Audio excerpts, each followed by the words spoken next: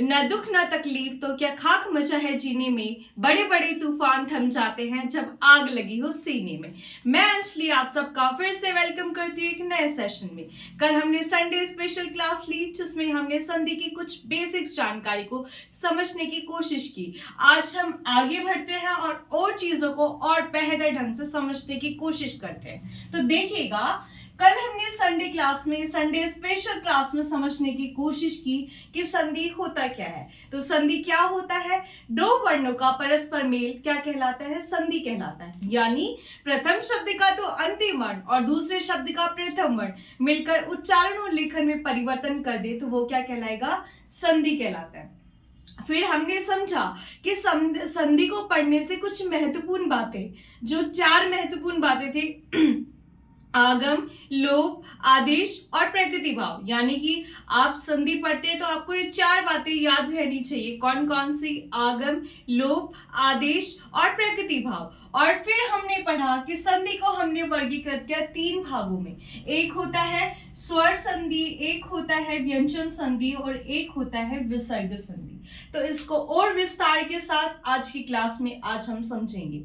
देखिए, कल हमने यहां छोड़ा था कि संधि को हमने कितने भागों में बांटा? तीन भागों में बांटा। स्वर संधि, व्यंजन संधि और विसर्ग संधि। स्वर संधि में हमने कहा कि स्वर के बाद स्वर ही आ जाए तो स्वर के उच्चारण और लेखन में जो परिवर्तन होगा वो क्या कहलाएगा? स्वर संधि कहलाता है। फिर दूसरा जो आता है वो आता है व्यंजन संधि। व्यंजन संधि की बात करते हैं। व्यंजन संधि क्या होता है कि स्वर के बाद व्यंजन आ जाए अथवा व्यंजन के बाद स्वर आ जाए अथवा व्यंजन के बाद व्यंजन ही आ जाए तो व्यंजन के उच्चारण और लेखन में जो परिवर्तन होगा वो क्या कहलाएगा? हमारा व्यंजन संधि। फिर आता है विसर्ग संधि। विसर्ग संधि में क्या होता है कि विसर्ग के बाद स्वर आ जाए या क्या आ जाए? व्यंजन आ जाए तो परिवर्तन किस में देखने के लिए मिलेगा? आपको विसर्ग में देखने के लिए मिलेगा। इसीलिए इसका नाम क्या है? विसर्ग संधि। तो ये आज हम इनके भेदों को और अच्छे से समझने की कोशिश करेंगे। तो सबसे पहले आता है स्वर संधि। इसकी परिभाषा तो हमने जान ली कि स्वर के बाद स्वर ही आ जाए तो स्वर के और उच्चारण लेखन में जो परिवर्तन होगा वो स्वर संधि है। अब स्वर संधि को हमने विभाजित किया 5 भागों में। स्वर संधि को कितने भागों में विभाजित किया? 5 भागों में। कौन कौन सा? दीर्घ, गुण, वृद्धि, यण और अयादि। ठीक है, स्वर संधि को हमने 5 भागों में विभाजित किया। दीर्घ, गुण, वृद्धि, यण और अयादि। तो ये था स्वर संधि का वर्गीकरण, जिसको स्वर संधि को हमने 5 भागों में बांटा। दीर्घ, गुण, वृद्धि, यण और अयादि। अब इसको और बेहतर ढंग से समझेंगे हम। अभी देखते हैं, एक बार गौर कीजिए।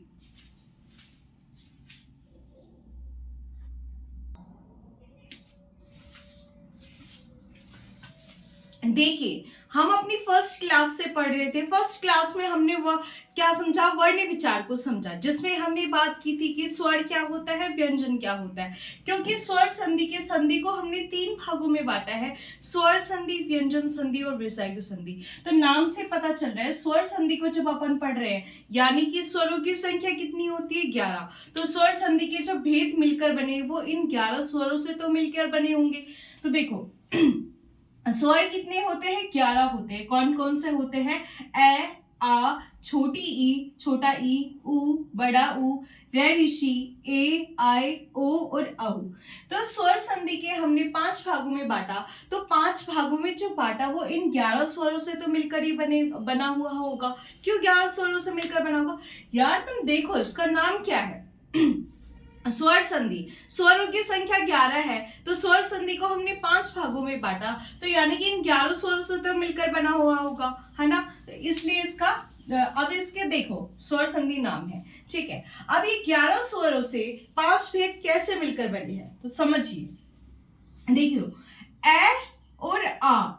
ए, आ जब समान स्वर ए, आ से मिलते हैं तो क्या हो जाते हैं? दीर्घ आ हो जाते हैं। ठीक है, ई या ई समान स्वर ई या ई से मिलते हैं तो क्या हो जाता है? दीर्घ ई हो जाता है।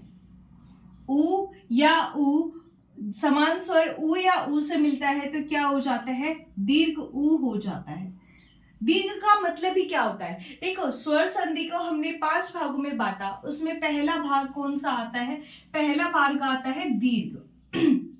पहला कौन सा आता है? दीर्घ। नाम से पता चल रहा है दीर्घ। दीर्घ का मतलब क्या होता है? बड़ा, है ना? तो देखो, जब ए या आ समान स्वर ए या आ से मिलते हैं तो इसका हमें दीर्घ रूप मिलता है। दीर्घ रूप यानी कि ए और आ में से बड़ा कौन सा है? आ बड़ा है, तो इसका दीर्घ रूप मिला। ई या ई, जब समान स्वर ई या ई से मिलते हैं तो दीर्घ ई बनता है। उ या उ, जब समान स्वर उ या उ से मिलता है तो क्या बनता है? दीर्घ उ बनता है। क्योंकि इसका दीर्घ रूप मिलता है इसलिए इसका नाम क्या हो गया? दीर्घ स्वर संधि। दीर्घ स्वर संधि, ठीक है। ये तो हो गया दीर्घ स्वर संधि। दीर्घ स्वर संधि नाम से पता चल रहा है। दीर्घ का मतलब होता है बड़ा। बड़ा कैसे होगा? जब समान स्वर से मिलेंगे तो उसका हमें दीर्घ रूप मिलता है, ठीक है। जब ए या आ समान स्वर ए या आ से मिलेगा तो इसका दीर्घ आ मिलेगा। ई या ई, जब समान स्वर ई या ई से मिलेगा तो दीर्घ ई मिलेगा। उ या उ, जब समान स्वर उ या उ से मिलेगा तो दीर्घ उ मिलेगा। क्योंकि इसका दीर्घ रूप मिल रहा है इसलिए इसका नाम क्या है? दीर्घ स्वर संधि। ठीक है। दूसरी बात आती है, दूसरा भेद होता है गुण की बात करते हैं। तो देखो गुण का क्या है। अब ये देखिए, ये आपस में तो मिल लिए, अब ये क्या करेंगे? एक दूसरे से मिलेंगे। ए या आ जब ई या सॉरी ए या आ जब ई या ई से मिलेंगे तो क्या बनेंगे? ए बनेंगे। अब ए या आ जब किससे मिलेगा? ई या ई से मिलेगा तो क्या बनेगा? ए बनेगा। ए या आ जब उ या उ से मिलेगा तो क्या बनेगा? ओ बनेगा। ए या आ जब रे ऋषि से मिलेगा तो क्या बनेगा? रे ऋषि से मिलेगा तो अर बनेगा, ठीक है। ये भी तो एक गुण ही है ना, कि एक तो वो आपस में मिल चुके, अब वो एक दूसरे, हर किसी में गुण थोड़ी ना होता है ये वाला। हर किसी में मिलनसार गुण होता है क्या? सब लोग आज के टाइम पे सब लोग सेल्फिश होते हैं, कोई किसी से मिलना ही पसंद नहीं करता, है ना। तो लेकिन इनके अंदर एक गुण पाया जाता है। देखिए, स्वरों के बीच में भी गुण पाया जाता है, मिलनसार। तो आप भी एक दूसरे से एक हमदर्दी बनाए रखो, एक अच्छा संबंध बनाए रखो। कब क्या हो जाए लाइफ का कुछ पता ही नहीं होता। लाइफ में कब क्या हो जाएगा, हम रहे ना रहे, वो रहे ना रहे। तो एक पॉजिटिव सोच के साथ, एक पॉजिटिव अप्रोच के साथ हमें आगे बढ़ना चाहिए। टॉपिक पे गौर करते, भटकिए मत। देखिए, पहले अपन ने बात की दीर्घ स्वर संधि। दीर्घ स्वर संधि में पढ़ा कि जब ए या आ, जब समान स्वर ए या आ से मिलते हैं तो उसका दीर्घ आ मिला। ई या ई, जब समान स्वर ई या ई से मिलते हैं तो दीर्घ ई मिली। उ या उ, जब समान स्वर उ या उ से मिलता है तो दीर्घ उ मिला। क्योंकि दीर्घ रूप मिलने के कारण इसका नाम क्या हो गया? दीर्घ स्वर संधि। दूसरा आता है गुण। गुण की बात करें, गुण यानी कि क्या है? अब ये आपस में मिल लिए तो अब ये क्या करेंगे? एक दूसरे से मिलेंगे। ए या आ जब ई या ई से मिलेगा तो क्या बनेगा? ए बनेगा। ए या आ जब उ या उ से मिलेगा तो ओ बनेगा। ए या आ जब रे ऋषि से मिलेगा तो अर बनेगा। तो ये एक दूसरे से मिलने का गुण है, इसीलिए इसका नाम क्या हो गया? गुण स्वर संधि, ठीक है। इसका नाम क्या हो गया? दूसरा हो गया गुण स्वर संधि। यहां तक हो गया। अब ये तो हो गए दो भेद, दीर्घ हो गया, गुण हो गया। तीसरा जो आता है वृद्धि। वृद्धि, अब देखो ए या आ जब ई या ई से भी मिल लिया, ए या आ उ से भी मिल लिया, ए आ किससे? रे ऋषि से भी मिल लिया। अब बचे कौन? ये बचे, है ना। ये कहेंगे हमसे थोड़ी ना दुश्मनी है, हमसे भी मिल लो। तो ए आ क्या करेंगे? अब किससे मिलेंगे? ए या आई से मिलेंगे तो इसका आय बनता है। ए या आ जब ओ या औ से मिलेगा तो औ बनेगा, ठीक है। अब देखो वृद्धि। वृद्धि यानी कि क्या होता है? बढ़ोतरी। बढ़ोतरी क्या मात्रा में बढ़ोतरी नहीं हुई है, यहाँ पे वृद्धि हुई है ना। इसके मात्रा में वृद्धि होने के कारण इसका नाम ही क्या हो गया? वृद्धि स्वर संधि। इसीलिए इसको वृद्धि स्वर संधि कहा गया है। यानी कि ए या आ इन सबसे मिल लिया। अब ये कहेगा हमसे थोड़ी ना दुश्मनी है, हमसे भी मिल लो।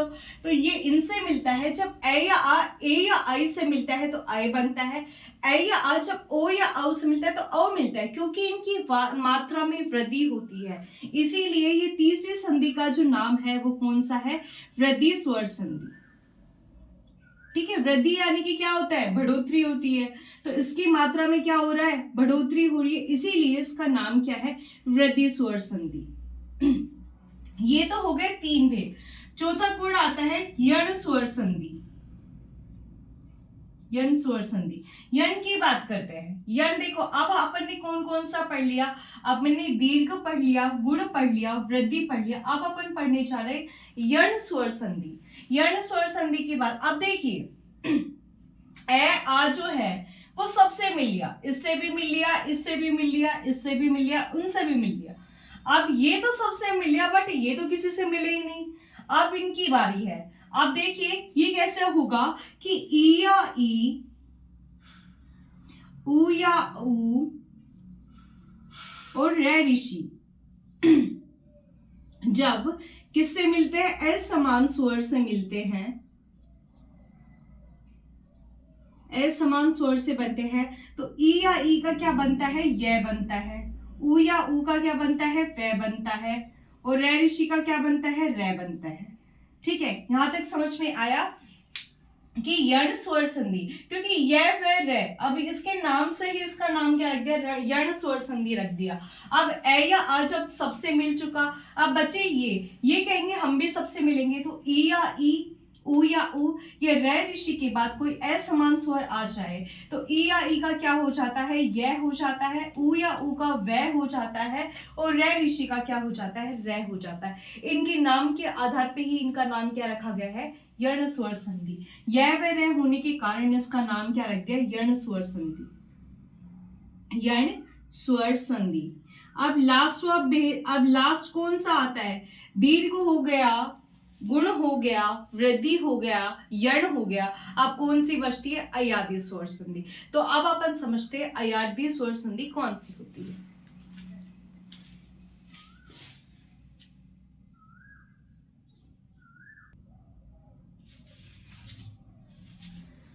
तो चलिए देखते हैं अयादी स्वर संधि क्या होता है। तो हमने क्या किया? संधि की बात करते हैं। संधि को 3 भागों में बांटा गया है, स्वर संधि, व्यंजन संधि और विसर्ग संधि। स्वर संधि को 5 भागों में बांटा गया है, दीर्घ, गुण, वृद्धि, यण और अयादी। तो हमने दीर्घ देख लिया, गुण देख लिया, वृद्धि देख लिया, यण देख लिया। अब हम चलते हैं अयादी की बात करते हैं। ठीक है, यहां तक तो क्लियर हो गया कि ये यहां तक आ चुके हम। अब बचते हैं ये ए, आए, ओ और आउ के बाद कोई स्वर आ जाए तो ए का क्या हो जाएगा? आए हो जाएगा। एक मात्रा बढ़ रही है तो उसमें भी एक मात्रा बढ़ जाएगी तो आए हो जाएगा। ए की कोई आप बताइए, ए की मात्रा क्या बढ़ेगी तो वो क्या हो जाता है? आ हो जाता है। ठीक है, तो जब ए का आए बनता है, जब इसमें एक मात्रा बढ़ेगी तो इसमें आए हो गया। ओ का क्या होता है? अव होता है। जब इसमें एक मात्रा और बढ़ेगी तो ये क्या हो जाएगा?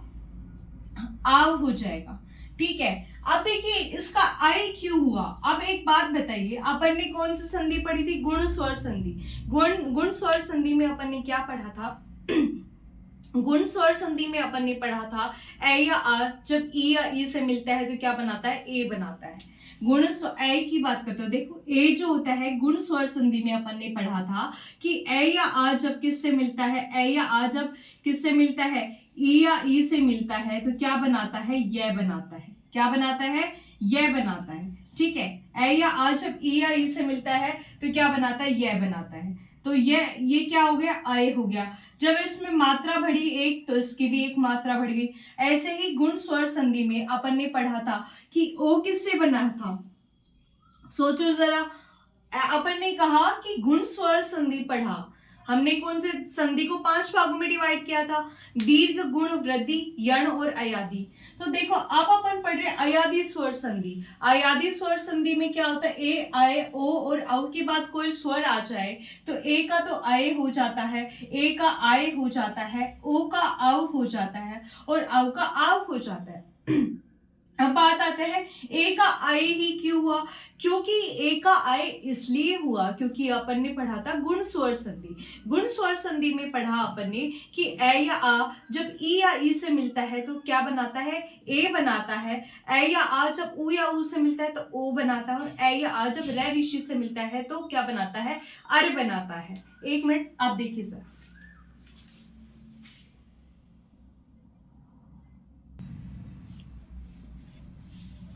तो देखिए अयादी स्वर संधि क्या होता है, ए या आए, ओ या औ की बात कोई स्वर आ जाए तो ए का तो आए हो जाता है, आए के आए हो जाता है, ओ का औ हो जाता है, औ का आव हो जाता है। अब ए का आए क्यों हुआ, क्योंकि हमने गुण स्वर संधि पढ़ा था।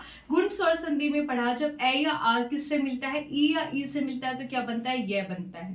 ठीक है, जब ए या आ ई या ई से मिलता है तो यह बनता है, तो ये क्या बन गया, आए बन गया। ठीक है, जब इसमें एक मात्रा बढ़ाई तो इसमें भी एक मात्रा बढ़ा दी तो ये क्या होगा, आए हो गया।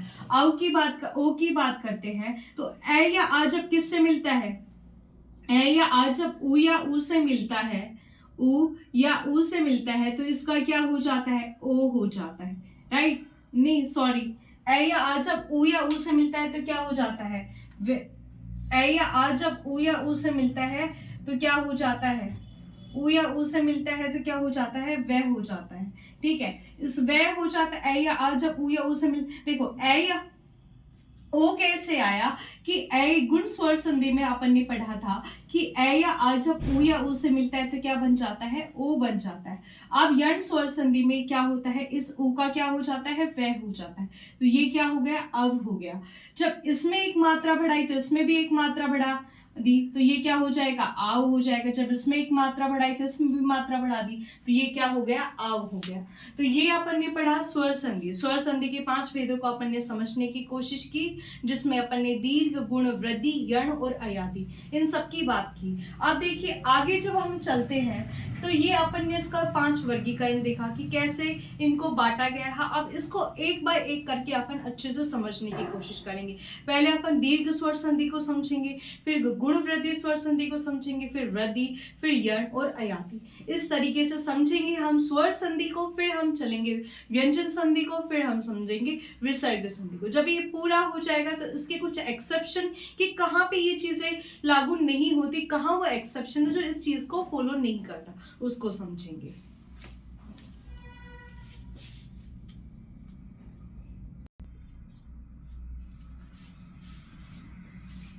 तो देखिए हमने स्वर संधि के भेदों को समझा कि कैसे उसको 5 भागों में बांटा गया है। अब उसको एक एक करके उसको और विस्तार से समझने की कोशिश करते हैं। तो देखिए पहला आता है दीर्घ स्वर संधि। तो दीर्घ स्वर संधि को जब अपन ने स्वरों के माध्यम से समझा तो अपन ने बताया कि ए या आ जब समान स्वर ए या आ से मिलता है तो क्या बन जाता है, दीर्घ आ बन जाता है। ई या ई जब समान स्वर ई या ई से मिलता है तो दीर्घ ई बन जाता है। उ या उ जब समान स्वर उ या उ से मिलता है तो दीर्घ उ बन जाता है। दीर्घ रूप मिलने के कारण इस संधि का नाम ही कौन सा हो गया, दीर्घ स्वर संधि हो गया। अब इसके कुछ एग्जांपल्स देखते हैं कि अपन इनके पहले इसके एग्जांपल्स देखेंगे, ए या आ दीर्घ आ वाले, फिर दीर्घ ई वाले देखेंगे, फिर दीर्घ उ वाले देखेंगे। हम सबके इन दीर्घ आ, दीर्घ ई, दीर्घ उ, इन सबके 5-5 एग्जांपल्स देखेंगे। ठीक है, ताकि अपन को चीजें और बेहतर ढंग से समझ में आए। देखिए एग्जांपल्स आप बहुत सारे करो, जितने ज्यादा प्रैक्टिस करोगे ना उतने ज्यादा क्या होगी, आपकी अंडरस्टैंडिंग अच्छी होगी। आप समझने लगोगे कि कैसे ए या आ आपस में मिलेगा तो दीर्घ आ हो जाएगा, कैसे ई या ई मिलेगा तो ई या ई बड़ दीर्घ ई हो जाएगा, उ या उ मिलेगा तो दीर्घ उ हो जाएगा। ये सारी चीजें आप और बेहतर ढंग से कैसे समझ सकते हो, उसको समझ सकते हो एग्जाम्पल्स को सॉल्व करके, एमसीक्यू को प्रैक्टिस करके। तो कॉन्सेप्ट यहाँ समझिए और बाद में इसकी ढेर सारी इसकी प्रैक्टिस कीजिए, फिर आपको चीजें और बेहतर ढंग से समझ में आएंगी। एग्जाम में सीधा क्वेश्चन आता है इनमें से दीर्घ स्वर संधि का उदाहरण है या नहीं है। तो आपको कैसे पता चलेगा दीर्घ स्वर संधि, जहां पे आपको दीर्घ आ दिखेगा तो वहां पे साफ पता चल जाएगा कि यहाँ पे कौन सी है। अब यहाँ पे दीर्घ आ दिख रहा है तो साफ समझ में आ रहा है कि यहाँ पे कौन सी संधि है, दीर्घ स्वर संधि है। तो देखिए पहला आता है सावधान, पहला एग्जाम्पल है सावधान। तो देखिए सावधान जो होता है वो किससे मिलकर बना है, से प्लस में अवधान, से प्लस में अवधान। देखो अवधान यानी कि क्या होता है, रुकावट, किसी चीज को आप काम कर रहे हो, आप पे बीच में अवधान आ जाए, रुकावट आ जाए, बाधा हो जाए। ठीक है, तो सावधान मतलब रुकावट या बाधा, और से मतलब होता है सहित।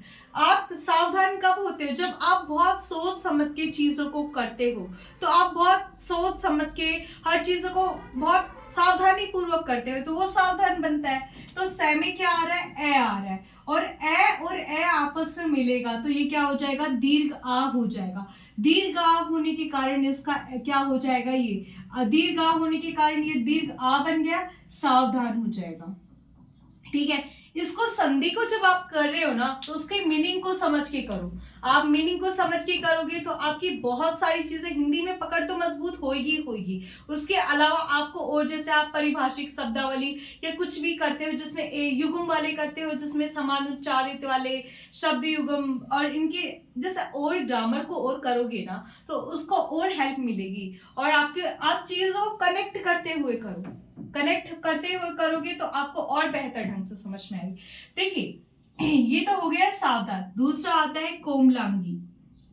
कोमलांगी में अब देखो, यहाँ पे अपन को कैसे पता चलेगा? देख के ही कैसे पता चला कि ये दीर्घ स्वर संधि है? क्योंकि हमें दीर्घ आ दिख रहा है। ठीक है, दीर्घ आ दिख रहा है, इसी वजह से अपन को पता चला यहाँ पे कौन सी संधि है? दीर्घ स्वर संधि है। तो कैसे बना है ये देखो, कोमल प्लस में अंगी, कोमल प्लस में अंगी। कोमल में क्या आ रहा है? कोमल में ए आ रहा है, अंगी में क्या आ रहा है? ए आ रहा है। ए और ए जब समान स्वर ए या आ से मिलेगा तो क्या हो जाएगा? दीर्घ आ हो जाएगा। दीर्घ आ होने के कारण इस ला का क्या हो गया? ये यहाँ पे हो गया दीर्घ आ हो गया। ठीक है, दीर्घ आ हो गया। अब देखिए, कोमलांगी का अर्थ क्या है? कोमल यानी कि क्या होता है? नाजुक। अंगी यानी कि क्या होता है? अंग वाली। जो लोग बहुत नाजुक अंग वाले होते हैं उसको ही क्या बोलते हैं? हम कोमलांगी बोलते हैं। ठीक है, फिर आता है तीसरा दावानल। दावानल, देखो दावानल में समझते हैं। सबसे पहले अपन को कैसे पता चला इसमें दीर्घ स्वर संधि है? तो यहाँ पे अपन को आ देखने के लिए मिला, तो अपन समझ गए यहाँ पे कौन सी स्वर संधि? दीर्घ स्वर संधि है। तो ये कैसे बना है? तो दाव प्लस में अनल, दाव प्लस में अनल। अब देखिए, दाव प्लस में अनल है। दाव यानी कि होता है जंगल, अनल यानी कि होता है आग।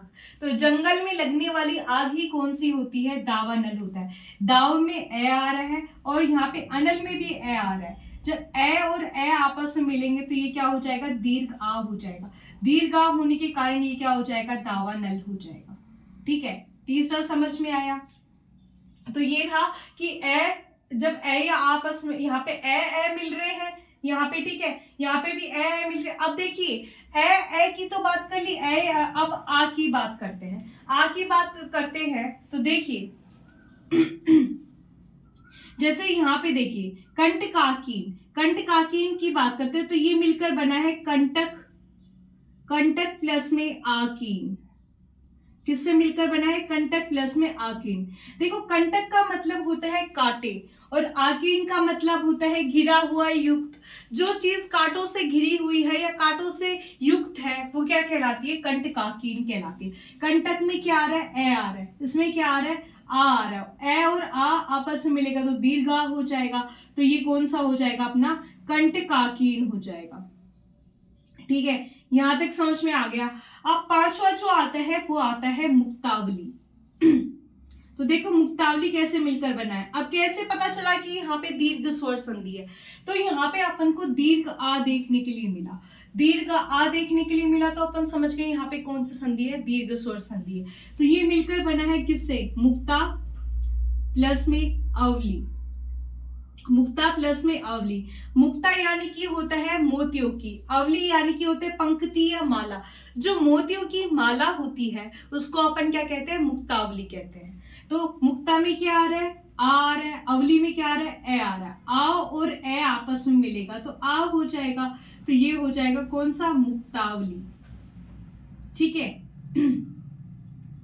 अब ये जो एग्जाम्पल्स थे, ये 5, ये सारे किसके थे? ए या आ के थे। ठीक है, अब आता है ई या ऊ। इसके एग्जाम्पल्स को और समझते हैं। फिर ए आ के समझ के, ई के समझ के, फिर ऊ या ऊ के समझने के बाद अपन कौन सा समझेंगे? दीर्घ स्वर संधि, नहीं सॉरी, गुण स्वर संधि। अपना भी ध्यान रखिए, थोड़ा समझ रहे हो ना चीजों को। अगर मैं गलत होती हूँ तो आपके माइंड में जब आना चाहिए कि ये नहीं, ये आएगा। जब आप ऐसा समझ के कनेक्ट करके समझोगे, चीजों को बहुत ध्यान से सुनोगे ना, तो आप मतलब ये मान लो कि मैं कहीं गलत होती हूँ तो आप अपने आप समझ जाओगे। अगर मैं कुछ गलत बता रही हूँ, आप उस चीज को पहचान रहे हो ना, इसका मतलब आप चीजों को समझने लगे हो। तो आगे समझते हैं ई किससे मिलेगा, दीर्घ ई कैसे होगा, दीर्घ ऊ कैसे होगा, उसके एग्जाम्पल्स को।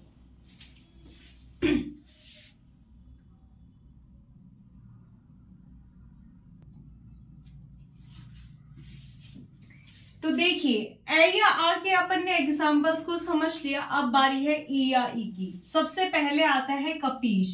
तो देखिए कपीश क्या होता, अब पहले तो आपको कैसे पता चला कि इसमें दीर्घ स्वर संधि है, क्योंकि इसमें आपको क्या दिखा, दीर्घ ई दिखा, इसलिए आप समझ गए कि इसमें कौन सी स्वर संधि है, दीर्घ स्वर संधि। अब कपीश कैसे मिलकर बना है, तो ये बना है कपी प्लस में ईश, कि कपी धन में धन या प्लस बोलो तो समझ जाना, ऐसा नहीं है कि मैम आप प्लस बोल रहे हो और है ये हिंदी तो धन बोलिए। तो इतनी कॉमन सेंस सब में होनी चाहिए, तो यूज करो उसको, ठीक है। देखो कपीश की बात करते हैं, कपीश की बात करते हैं। कपी में क्या आ रहा है, छोटा ई, और ईश का मतलब होता है स्वामी, ठीक है। कपी में छोटा ई, इसमें आ रहा है बड़ा ई। छोटा ई और बड़ा ई आपस में मिलेगा तो क्या होगा, दीर्घ ई होगा। तो ये क्या बन जाएगा, कपीश बन जाएगा। देखो कपी का मतलब होता है बंदर, कपी का मतलब होता है बंदर। ईश यानी कि स्वामी, बंदरों का स्वामी कौन है, हनुमान जी। तो कपीश किसे बोला जाता है, अब हनुमान जी। अब मैंने क्यों कहा था कि आपको और चीजों में मदद करेगा, अगर आपसे पूछ लेता हनुमान जी का पर्यायवाची बताओ, तो आप बोल सकते थे ना कपीश। तो ये चीजें आपस में क्या होती है, कनेक्टेड होती है, इंटरकनेक्टेड होती है, तो इसको समझते हुए आगे बढ़ना चाहिए। दूसरा देखिए रजनीश्वर। देखो रजनीश्वर में बड़ा ई दिख रहा है, रजनीश्वर की बात करते हैं, रजनीश्वर की बात करते हैं, तो इसमें अपन को यहाँ पे बड़ा ई दिख रहा है। तो अपन ने समझ गए यहाँ पे कौन सी स्वर संधि है, दीर्घ स्वर संधि है। तो ये हो जाएगा रजनी धन में ईश्वर, रजनी धन में ईश्वर। अब देखिए रजनी में क्या आ रहा है, बड़ा ई आ रहा है, ईश्वर में क्या आ रहा है, बड़ा ई आ रहा है। बड़ा ई आपस में तो बड़ा ई होगा, तो ये हो जाएगा रजनीश्वर हो जाएगा। अब देखो रजनी का मतलब होता है रात्रि, रजनी का मतलब क्या होता है, रात्रि। ईश्वर यानी कि स्वामी, रात्रि का स्वामी कौन है, चंद्रमा। रजनीश्वर किसका पर्यायवाची आता है, चंद्रमा का आता है। फिर देखिए तीसरा सिंदूरमी, सिंदूरमी की बात करते हैं। सिंदूरमी, देखो सिंदूरमी, अब एक बात बताइए, क्या ये सिंदूरमी मैंने लिखा ये सही है, सोचो। पहली बात तो ये आता है कि सिंदूरमी गलत है। गलत क्यों है, क्योंकि अपन पढ़ रहे हैं दीर्घ स्वर संधि। तो देखो मैंने ये जानबूझ के इसको छोटा सिंदूरमी इसलिए लिखा है ताकि आपके दिमाग में आ जानी चाहिए कि यार यहाँ पे मिस्टेक है। अगर मैं कुछ बोल रही हूँ, अगर मैंने अब देखो मैंने सिंदूरमी लिख दिया, अब मैं आपको बोल देती सिंधु धन में उर्मी सिंदूरमी, तो ये क्या सही थी संधि, गलत थी ना। तो इसको समझो, अपन पढ़ रहे हैं दीर्घ स्वर संधि। दीर्घ यानी कि होता है बड़ा, तो बड़ा होगा तो ये कौन सी, ये ऐसे ना होके ऐसे आएगा। तो देखो सिंदूर में क्या होता है, सिंधु धन में उर्मी, उर्मी का देखो सिंधु धन में उर्मी, सिंदूरमी की बात करते हैं, सिंधु धन में उर्मी। सिंधु में छोटा ऊ और बड़ा ऊ आपस में मिलेगा तो क्या हो जाएगा, बड़ा ऊ ही हो जाएगा, तो इसलिए इसको बोलेंगे सिंदूरमी बोलेंगे, ठीक है। अब ये एक मैंने ना गलती से क्या किया, मैं ई का ले रही थी एग्जाम्पल पर ऊ का आ गया, बट कोई बात नहीं, चीजें तो आपस में वैसे भी ये दीर्घ स्वर संधि के ही तो उदाहरण है। तो देखो सिंधु यानी कि सिंधु नदी, उर्मी यानी कि होता है लहर। सिंधु नदी की जो लहर है वो क्या कहलाता है, सिंधुर्मी कहलाता है। एक बात याद रखिए, उर्मी में आप सोचोगे कि छोटा आएगा उर्मी या फिर बड़ा आएगा। उर्मी का मतलब होता है लहर। लहर जो होती है वो क्या कभी छोटी हो सकती है, नहीं हो सकती। लहर बड़े बड़े जहाजों को डुबो देती है, तो छोटी तो हो ही नहीं सकती, तो हमेशा क्या होगी, बड़ी होगी। तो ये हो गया सिंदूरमी। सिंदूरमी के बाद में आता है श्रीश। श्रीश की बात करें, कैसे पता चला कि श्रीश जो है वो दीर्घ स्वर संधि है, क्योंकि बड़ी ई देखने के लिए मिला, ठीक है। ये हो जाएगा श्री धन में ईश। श्री कौन होता है, लक्ष्मी माता। ईश यानी कि क्या होता है, जो लक्ष्मी माता का ईश्वर होगा, ईश होगा, स्वामी होगा, तो वो कौन होते हैं? भगवान विष्णु का पर्यायवाची ही कौन सा होता है? श्रीश होता है। अब देखो श्री में क्या हो रहा है, बड़ी ई और बड़ी ई आपस में मिलेगी तो क्या बनेगा? दीर्घ ई बनेगा, तो ये क्या बन जाएगा? श्रीश बन जाएगा। ठीक है, यहां तक समझ में आ गया। अब लास्ट आता है जानकीश। जानकीश की बात करते हैं, तो ये मिलकर बना है किससे? जानकी धन में ईश से मिलकर बना है। जानकी में बड़ी ई आ रहा है, ईश में भी बड़ी ई आ रहा है, तो ये क्या हो जाएगा? बड़ी ही हो जाएगा, तो ये हो जाएगा जानकीश। अब एक बात बताइए, जानकी कौन है? माता सीता। ईश यानी कि उनके स्वामी। माता सीता के स्वामी कौन है? भगवान श्री राम। तो जानकीश किसका पर्यायवाची हो गया? भगवान श्री राम के। तो ये हमने आज की क्लास में बात की कि ए या आ का दीर्घ स्वर संधि की बात कर रहे हैं, तो दीर्घ आ पढ़ लिया, दीर्घ ई पढ़ लिया, कल हम पढ़ेंगे दीर्घ ऊ। अब हमने इसको कंप्लीट इसलिए नहीं किया क्योंकि कल आप दीर्घ ऊ से चालू करोगे ना, तो पीछे की जो चीजें हैं ये वापस रिपीट करूंगी मैं। तो आप देखो, जो चीजें जितनी ज्यादा रिपीट होती है, चीजें है ना, कभी भी याद नहीं होती है, वो हमारे जब बार बार हम उसका रिवीजन करते हैं तो वो ऑटोमेटिकली अपने सबकॉन्शियस माइंड में आ जाती है और वो चीजें हमें समझ में आने लग जाती है। तो जब मैं इतनी बार बोल दूंगी ना आपको, तो अपने आप ही आप ऑटोमेटिकली उस चीजों को समझने लग जाओगे। तो आज की क्लास में अपन ने इनके जो स्वर संधि के भेद है उनको समझने की कोशिश किया। कल की संधि में हम और आगे बढ़ेंगे जिसमें अपन स्वर संधि का इसको वापस रिवाइज करेंगे, साथ में गुण और वृद्धि की बात करेंगे। फिर अगले दिन उसके दो भेद की बात करेंगे, फिर सीधा आ जाएंगे व्यंजन संधि पे, फिर विसर्ग संधि पे, फिर अपवाद, फिर हमारा संधि खत्म हो जाएगा। ठीक है, तो ये था अपना ऑल अबाउट संधि। तो देखिए, हर चीजें ऐसे ही नहीं मिलती, मुकम्मल तो सब कुछ है यहाँ पर, सब कुछ अगर अपन सब कुछ किस्मत पे ही छोड़ दे तो क्या कभी कुछ मिले अपन को? मेन होता है मेहनत करिए, खुद पे विश्वास करिए, कड़ी लगन कीजिए, अपने आप पे विश्वास होना चाहिए। आप कुछ भी कर रहे हैं, चाहे अच्छा कर रहे हो बुरा कर रहे हो, आपको पता होना चाहिए। अब आप बच्चे थोड़ी ना हो कि यार आपको, अब मम्मी पापा जो होते हैं वो क्या बच्चों के सदा साथ रह सकते हैं? नहीं रह सकते। बच्चे को खुद देखना चाहिए, उसको पता होना चाहिए कि कहाँ वो गलत है, कहाँ वो सही है। तो अपना डायरेक्शन खुद चुनिए। जुड़िए मेरे साथ लर्न विद अंजलि चैनल पे, यूट्यूब चैनल पे सब्सक्राइब करें, ज्यादा से ज्यादा लोगों को फॉरवर्ड करें, ताकि ये जो हमने सीरीज चालू की है इतने जोश के साथ, इतनी ऊर्जा के साथ, ये सब तक पहुंचे। और मुझसे जुड़े रहिए। Thank you so much.